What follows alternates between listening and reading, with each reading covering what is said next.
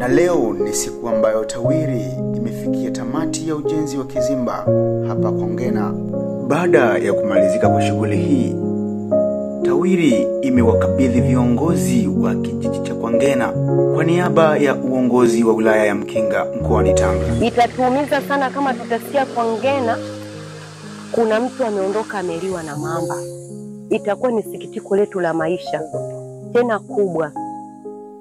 Ndio jamani, wekeni sheria ndogo ndogo, kama ni kufungua njia zaidi watu wapate kupita. Lakini nyinyi wengine hamfahamu, sisi tumekuja na vijana. Hawa ni vijana wadogo tunawafundisha kazi. Huenda siku nyingine huko na wao watakwenda watakuwa viongozi, watakutana na watoto wenu. Kwao niwapongeze pia, wamekuwa watu wa kujituma, nina imani. Na piga picha yetu tunakushukuru, safari hii tumepata picha very high quality. Kwa kweli hata ukizirusha huko wanauliza huko ni wapi, unawaambia. Teknolojia imekuwa, hivi vya juzi na jana kwa kweli vimeshtua watu sana. Huko viongozi wameona, wanatuuliza ni wapi huku, mnawapa simulizi, wanaona jinsi kazi inavyoenda kutokea juu kwa angani. Kwa hiyo yeye pia tumshukuru sana. La mwisho ni mshukuru driver wetu, niseme hapa mbele yenu. Sio kila driver anaweza kuwa kama huyu. Sijui kuna mtu anaumwa katengua kidole aende. Sio madriver wote wako hivyo. Hajachoka na akifika hapa anaingia mzigoni. Akiona nini wote mmechoka nacho usukani anaingia. Unamtoa tu driver kama huyu katika dunia hii. Kwa naomba pia tumshukuru sana super wetu. Kipekee mimi kwanza natoa shukrani kwa Mwenyezi Mungu. Kufanya kazi siku 14 na kuikamilisha sio kazi rahisi.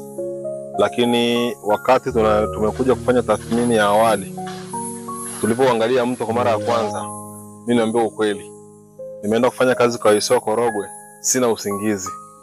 Nawaza hapa tunajengaje? Lakini mpaka siku imefika, ni kama mwanafunzi anafanya mtihani. Utajiandaa lakini mtihani utafika. Na changamoto kubwa sisi taasisi yetu ambayo iko chini ya Wizara ya Maliasili na Utalii, ndio huwa inapewa vitu vigumu. Hatujawahi kushindwa. Kwa hiyo nilikaa na mafundi na timu yetu ya utafiti. Tulichopeana ni motivation. Motivation ni hamasa. Hebu tuingie mtoni, tusurvey huu mto, tuangalie wapi kuna mazingira rafiki ya kujenga kizimba. Na leo tumekamilisha.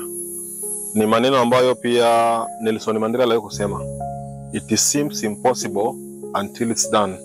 Yani kwa macho kiangalia haliwezekaniki, lakini matokeo yanakushangaza. Hata mimi dakika mwisho nimesimama pale naangalia mapimo yalipokaa pale chini, nasema tuliwezaje. Lakini nawashukuru, ni timu ambayo tumekuwa ni vijana na tumeweza kuinyanyua TAWIRI, tumeweza kuiweka Kongena kwenye spotlight. Sisi kama mafundi ni mafundi ambao tumeanza sio hapa tu. Hii kazi tumeianzia toka Mbeya. Ndio kazi ya kwanza tulioanza. Mpaka leo hii tukaenda Mwanza. Tumetoka Mwanza.